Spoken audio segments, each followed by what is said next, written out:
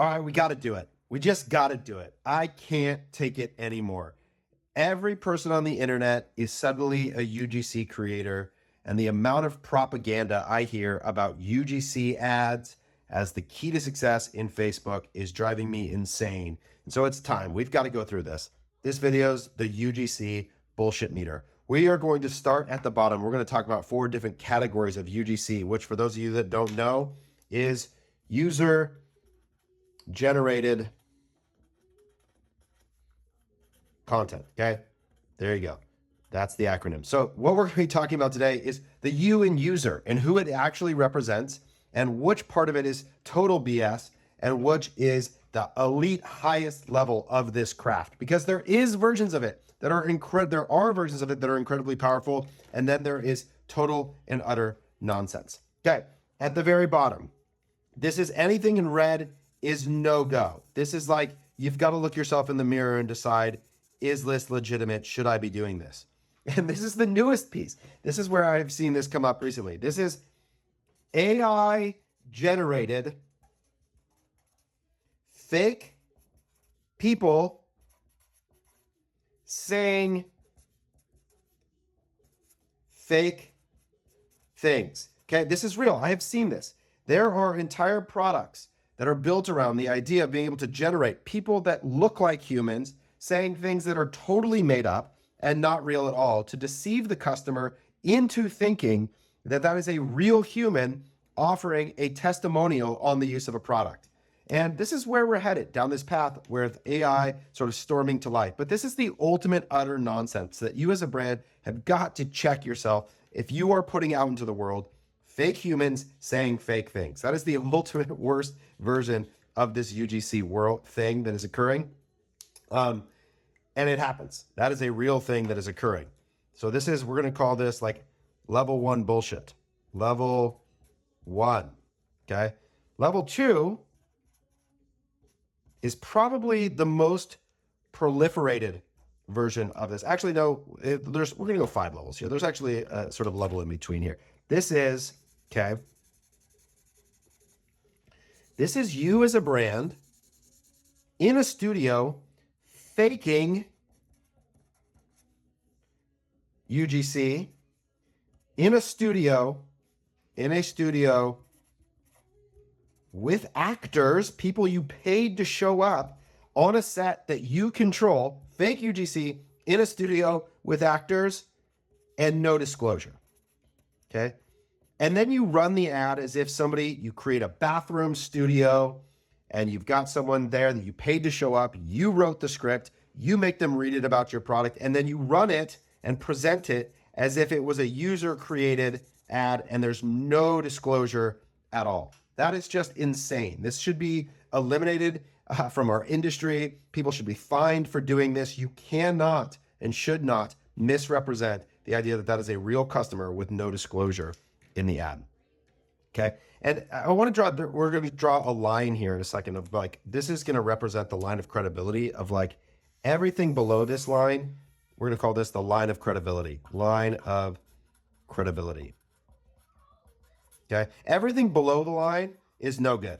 This is just nonsense. This is unethical. This should be eliminated and fined in our industry. If any of us participating in it, I participated in it at various points. We got to stop. This has got to go. Total inauthenticity. Okay. This is the one that's probably going to be the most triggering. Okay. Because this is the most common one. This level 3, and this is below the line. Okay. This is level 3. This is the most common, but this is paying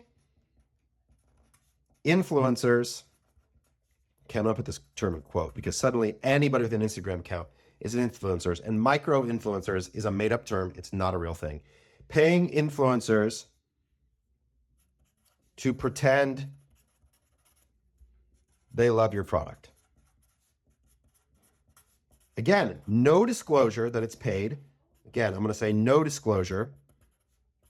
And there are entire groups of people whose entire career is predicated on this idea that I just lie for a living. I make content, someone sends me a product, I pretend like I use the skincare every day, I pretend like it's my favorite backpack, I pretend like it's my favorite pair of jeans, and then I throw them in a pile and I never use them again. What are you attempting to convey in the world if you have fake people representing that they love your product? At some point, somebody has to actually love your product. All three of these things. Level one, AI. AI generated fake people saying fake things. The utter worst. Level two, fake UGC in a studio with actors. No disclosure. Level three, paying influencers to pretend they love your product. No disclosure. This has got to stop. All of it is a scourge on our industry, and it's utter, and it fails the UGC bullshit meter. Okay, so Taylor, what's above the line? Let's talk about it. Green above the line, this is what we're going to call, this one walks the edge. Okay, it walks the edge because there's still a weird incentive problem, but there's still a precondition that the person loves the product. Okay, so this is level 4. We're going to call this the kinship model. So those of you that don't know, we're close with the kinship team, Cody and TL and the crew over there. This is product seeding. Okay, so no explicit ask, no agreement of payment. So product seeding to organic posting, okay, to ads. Okay, there is no exchange other than receiving the product for free. There's no obligation. Obligation to say something is where inauthenticity occurs. If you are obligated to say a thing and it is not true for you, that is a problem.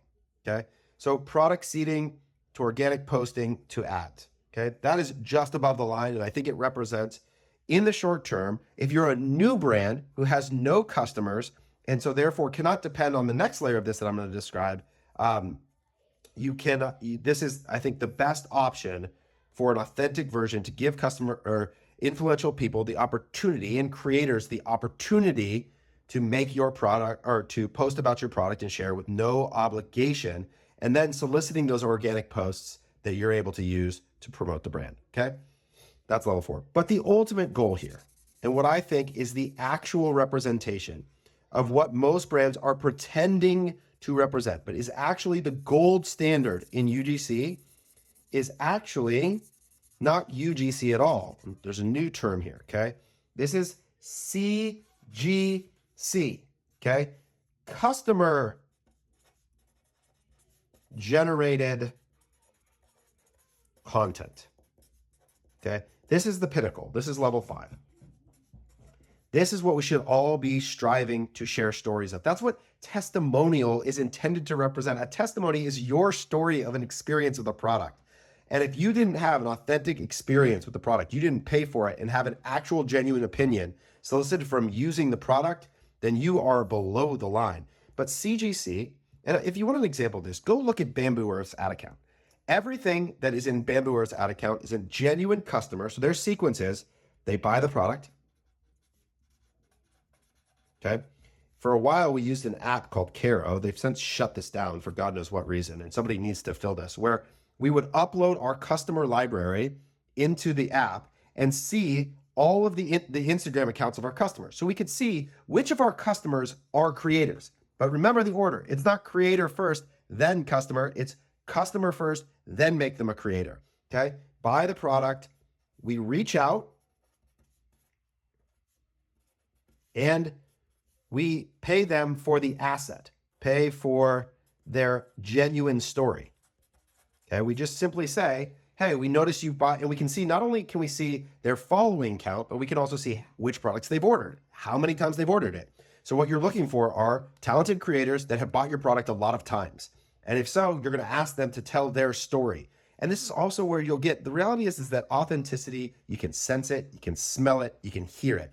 And so what you're looking for in best case scenario is this. You want your customers to tell their story. And at this point, if you have a large enough customer database, you have creators in your customer base. Now, separate to this, okay, I want to acknowledge that Matthew McConaughey driving around in a Chrysler is a clear paid ad of a very influential person that everybody is aware he's being paid for that representation. LeBron James selling Nikes is not pretending to be a customer sharing a testimonial about a product he doesn't use. He really uses the product. He participates intimately in the design process. Everybody in the world knows he's paid. And so that relationship is above the line as well. So the question, the thing we just have to go after and eliminate is this attempt to deceive people into thinking that there's this band of influencers or humans that love and utilize your product. And at the very least, we got to come up with a common way to disclosure that this is a paid ad with a paid representative. And as we get into the AI world, it's only getting worse. So can we commit to this? Can we eliminate this in our industry? Where am I off? What's above the line for you? What's the below the line for you? Let's talk about it and see if we can't come to a common solution for eliminating this tactic inside of our industry.